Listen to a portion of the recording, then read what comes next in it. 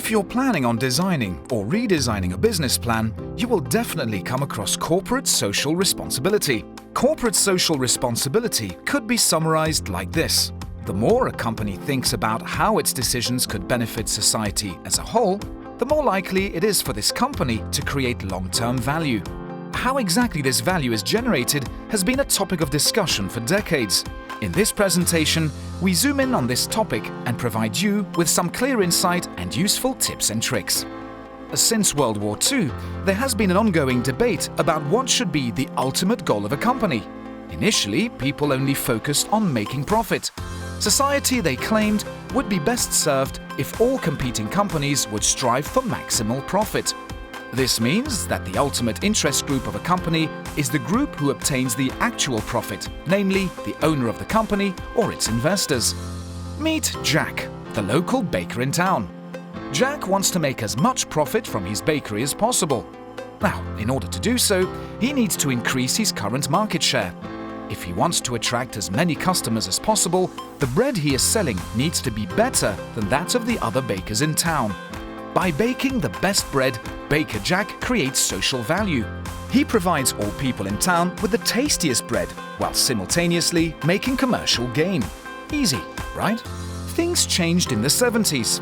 By that time, capitalism had reached its peak and many companies started to make irresponsible decisions and thus brought high economic costs onto society as a whole. It seemed that companies could no longer create social value by simply maximizing profit. People started to question this economic theory and began to look for alternatives. An increasing number of people came to share the idea that a company needs to look beyond their investors and serve the interests of all stakeholders involved: the employees, customers, authorities, local communities, and so on. From now on, companies were expected to create social value by balancing the interests of all stakeholders. We call this economic theory responsible capitalism, or stakeholder capitalism. Let's return to Jack again. Now, according to this new approach, Jack could create social value by opting for sustainable alternatives in his bakery, such as installing an energy-efficient oven, or only buying organic ingredients. That way, the customer is happy to buy healthier bread, the shop assistant takes pleasure in selling high-quality products, and the overall income increases. The interests of all stakeholders are served. Over the last few decades, the debate about the value of stakeholder capitalism has been sparked again due to various financial crises. Although this economic model has become a key topic in the economic debate, the idea of social responsibility based on the creation of value for stakeholders still somewhat remained in the background. Why do companies struggle with stakeholder capitalism? For one thing, companies are supposed to account for a large network of stakeholders. For most companies, it is quite a challenge to balance the varying interests of all stakeholders involved. Well, let's return to Jack once more. According to stakeholder capitalism, Jack needs to balance the interests of his suppliers, of the environment, of his shop assistant, and of his clients. What would be the best way to realize this balance? The answer lies in the reorganization of his business plan. All relevant stakeholders should essentially be involved in this process of reorganization. For example, Jack could check the pros and cons of buying a specific ingredient instead of simply buying the cheapest one. He could also ask his customers about which bread they prefer to buy, or do some research on how to work more energy efficiently.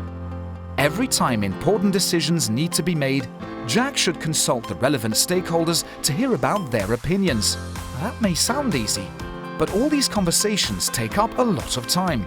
During the hours that Jack spends engaging with his stakeholders, he is unable to bake bread, which means that the shelves in his bakery remain empty and the customers stay away.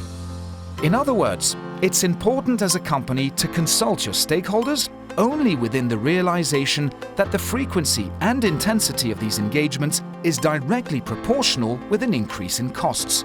On the other hand, the more a company focuses on trying to keep the costs as low as possible, the more negative the consequences will be for its social value and for society as a whole.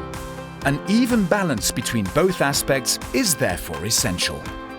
One way to obtain such a balance is by looking at the total cost. In effect, the sum of the social cost and the cost of the company.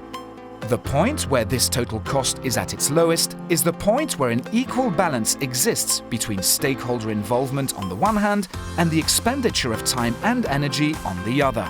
At this point, social responsibility based on the creation of value for all stakeholders is optimal.